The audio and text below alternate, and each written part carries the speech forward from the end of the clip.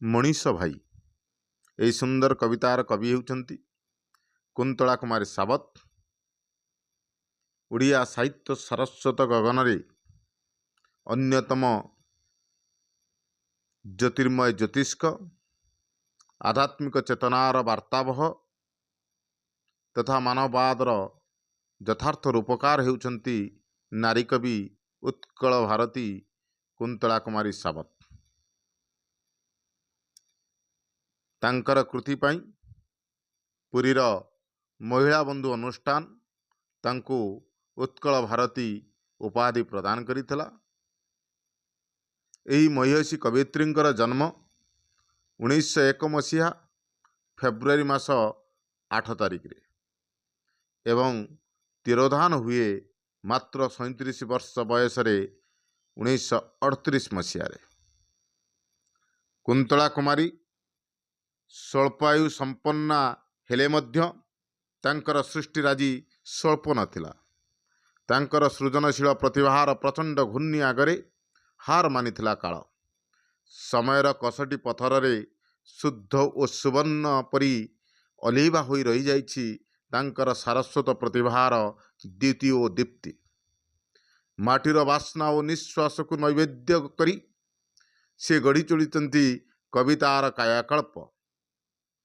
अंजलि, उच्छ्वास, अर्चना, स्फुरलिंग, आह्वान आदि कविता तांक कवि प्रतिभार परिचय प्रदान करे। कवि कुंतला कुमारी मध्य जणे उच्चकोटीर उपन्यासिक थिले।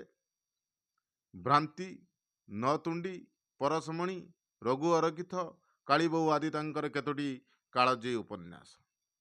तांकर कृति गुड़िक ओडिया साहित्य सारस्वत जगत को रुधिमंत करुथला। विश्वजनीनता, सेवापरायणता, भगवत विश्वास और कर्तव्य परायणता वर्णन रे कविंक लेखनी शतमुक्त। मनीष भाई कविताटी कविंकर देश और जाति प्रेमर स्वाक्षर बहन करुथबा कालजयी कविता पुस्तक स्फुल्लिंगरू उद्धृत करा जाइछि। समस्त प्रतिकूलता सत्वे माटीर मनीष को मनीष परी बंचिवा पाई एही कवितारे रहिछि आसन्नित आह्वान। पिला माने आमे बे कविता को आवृत्ति करिबा एवं तार अर्थ सरल भाव रे बुझिबा। सुन हे मनीष भाई झुरी मरिबाकू बुड़ी मरिबाकू मनीष जनमी नाही। शतहत श्वासे सारिब संसार निराशे निबिड़ अंधारे। चिर श्रृंखलित लांछित वंचित पीड़ित कषण कारारे। एनुहे मानव नियति ध्वंसर जात्री मृत्युर धात्री नुहे विशाल जगती। सुन हे मनीष भाई अमृत दीप्ति संतान तुमे मरण तुमर काहीं। सुन हे मनीष भाई झुरी मरिबाकू बुड़ी मरिबाकू मनीष जनमी नाही। कवितार अयम आरंभ रे मानववादी कवि कुंतला कुमारी सावत मनीष मान को भाई भाव रे संबोधन करछंती। एई भाई डाकरे मनीष मान प्रति थिबा तांकर आपणार भाव, मनीष मान प्रति थिबा तांकर भल पाइबा स्पष्ट रूप से बारी हुई पड़ुछि। पुनश्च पराधीन उत्कल जेतबळे विकट दारिद्र्य दे गति करुछि, निराशा हताश रे उत्कलीय मानकर हृदय जेतबळे भांगी पड़िछि, सेई समय रे एई उत्कलीय मानक मनरे एई ओडिया मानक मनरे आशा भरोसार दिव्य बाणी शुणाइचंती मानववादी कवि कुंतला कुमारी सावत। से मनीष मान को कहते हे मनीष तुमर जन्म नुह झुरी मरिबाकू बुड़ी मरिबाकू तुमर मनीष जन्मी नहीं। अर्थात तुमर जन्म ही नहीं, तुम्हें जन्म हुई ना झुरी झुरी मरिबाकू, तुम्हें जन्म हुई ना बुड़ी मरिबाकू। शत हत श्वासे सारिब संसार निराशा निबिड़ अंधारे। चिर श्रृंखलित लांछित वंचित पीड़ित कषण कारारे। ए नुहे मानव नियति। से कहते हे मनीष माने मानव भाग्य रे नहीं ହତାଶ ଭାବରେ ନିରାଶ ଭାବରେ ଅନ୍ଧକାରମୟ ଜୀବନ ନିରାଶ ରୂପକ ଅନ୍ଧକାରରେ ଜୀବନ କାଟିଦେବ। ତାର ଜନ୍ମ ନୁହଁ, ଚିର ଶୃଙ୍ଖଳିତ ହୋଇ ରହିବ, ଜୀବନ ଯାକ ବନ୍ଦୀ ହିସାବରେ ବଞ୍ଚିବ, ଲାଞ୍ଛିତ ହେବ, ଅପମାନିତ ହେବ, ବଞ୍ଚିତ ହେବ, ତାର ଅଧିକାରରୁ ସେ ବଞ୍ଚିତ ହୋଇପଡ଼ିବ। ପୀଡ଼ିତ ଅର୍ଥାତ ଗୋଟେ ରୋଗାକ୍ରାନ୍ତ ହୋଇ ପୀଡ଼ିତ ହେଲା ପରି ସେ ଜୀବନ କାଟିବ। ନା କଷଣ ରୂପକ କାରାଗାରରେ ଦୁଃଖ କଷ୍ଟ ଯନ୍ତ୍ରଣା ରୂପକ କାରାଗାରରେ ଜୀବନ ଯାକ ବନ୍ଦୀ ହୋଇ ରହିବା ଏ ମାନବର ନିୟତି ନୁହଁ, ମାନବର ଭାଗ୍ୟ ନୁହଁ। ଈଶ୍ୱର ତା ଭାଗ୍ୟରେ ଏଭଳି କିଛି ଲେଖି ନାହାନ୍ତି। ଧ୍ୱଂସର ଯାତ୍ରୀ ମୃତ୍ୟୁର ଧାତ୍ରୀ ନୁହେଁ ହେ ବିଶାଳ ଜଗତି, ଶୁଣ ହେ ମଣିଷ ଭାଇ। ଧ୍ୱଂସର ଯାତ୍ରୀ ଅର୍ଥାତ ଏ ପୃଥିବୀ, ଏ ସଂସାର ଧ୍ୱଂସର ଲୀଳାକ୍ଷେତ୍ର ନୁହଁ କି ଏ ପୃଥିବୀ ମୃତ୍ୟୁର ଧାଇମା ନୁହଁ। ଏ ବିଶାଳ ଜଗତ, ଏ ପୃଥିବୀ, ଏ ସଂସାର ଆନନ୍ଦମୟ ମଙ୍ଗଳମୟ। ଏଠି ସମସ୍ତେ ସୁଖରେ ଶାନ୍ତିରେ ଜୀବନ କାଟିବେ। ପୁନଶ୍ଚ କବି ମଣିଷମାନଙ୍କୁ ଅମୃତ ଦୀପ୍ତ ସନ୍ତାନ ବୋଲି କହିଛନ୍ତି। ଅମୃତ ଦୀପ୍ତ ସନ୍ତାନ ତୁମେ, ମରଣ ତୁମର କାହିଁ। କବି ମଣିଷମାନଙ୍କୁ କହିଛନ୍ତି, ହେ ମଣିଷ, ତୁମେ ସ୍ରଷ୍ଟାଙ୍କ ସୃଷ୍ଟିର ଶ୍ରେଷ୍ଠ ଜୀବ। ଈଶ୍ୱରଙ୍କ ସୃଷ୍ଟିର ଶ୍ରେଷ୍ଠ ଜୀବ ହେଉଛି ଏ ମଣିଷ। ଏ ମଣିଷ ନିଜର କର୍ମ ବଳରେ ମୃତ୍ୟୁମଣ୍ଡଳରେ ମଧ୍ୟ ଅମରତ୍ୱର ଗାନ ଗାଇଥାଏ। ସେମାନଙ୍କର ମୋହନୀୟ କର୍ମ ଦ୍ୱାରା ହୁଏତ ସେମାନଙ୍କର ମାଟିର ଦେହ ମାଟିରେ ମିଶିଯାଏ, ଶ୍ମଶାନରେ ଶେଷ ହୋଇଯାଏ, କିନ୍ତୁ ସେମାନଙ୍କର ଯଶ କୀର୍ତ୍ତିରେ ସେମାନେ ଚିରଦିନ ପାଇଁ ଅମର ହୋଇ ରହିଥାନ୍ତି। ଶୁଣ ଶୁଣ ନର ନାରୀ, ବିଳାସର ଲୀଳା ନିକେତନ ବିଶ୍ୱ, ନୁହଁ ସତତ କାହାରି।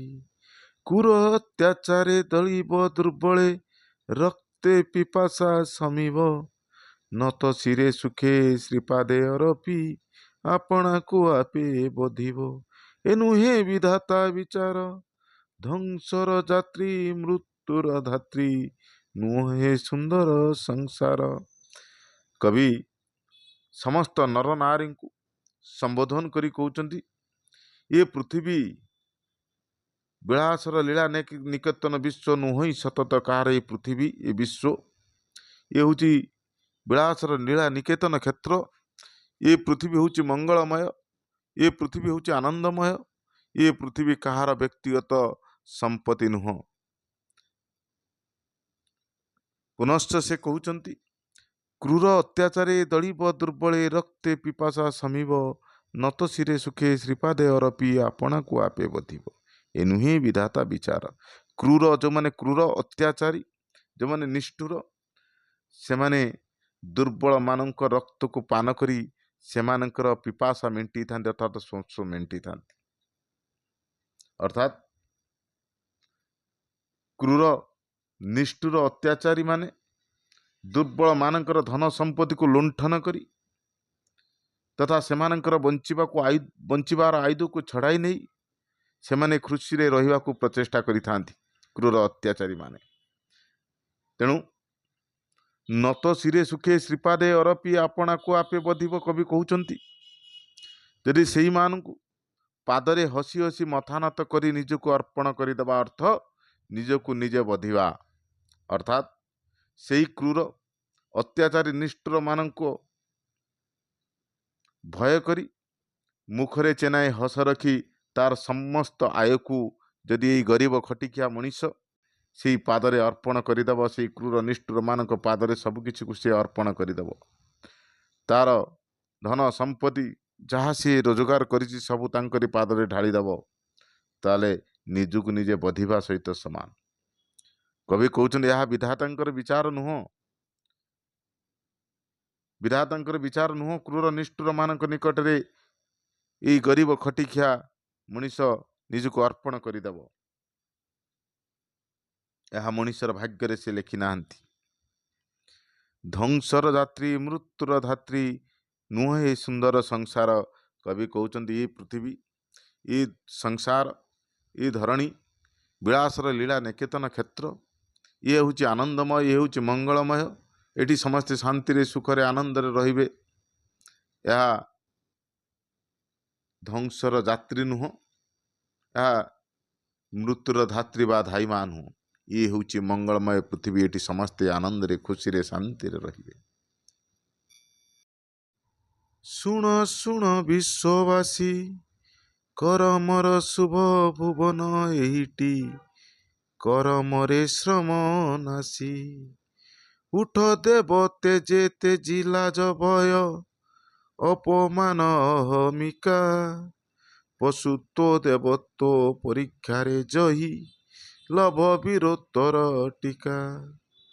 ऋणी कर भवराणे, तांकर चाचरा चर पराणरे, बଳି दियो निज प्राणे। विकट दारिद्र ओ निपीड़ित जीवन को नहीं गरीब खटिखिया मनीष जेतेबेले निराश रूपक घन अंधकार रे जीवन बिताउछि, समस्त अत्याचार कष्ट दुख जंत्रणा को निजर भाग्य बोली जेतेबेले से भावी नेछि, सेतेबेले मानववादी कवि कुंतला कुमारी ए मनीष मानू कर्मवाद शिक्षा देउछन्ति।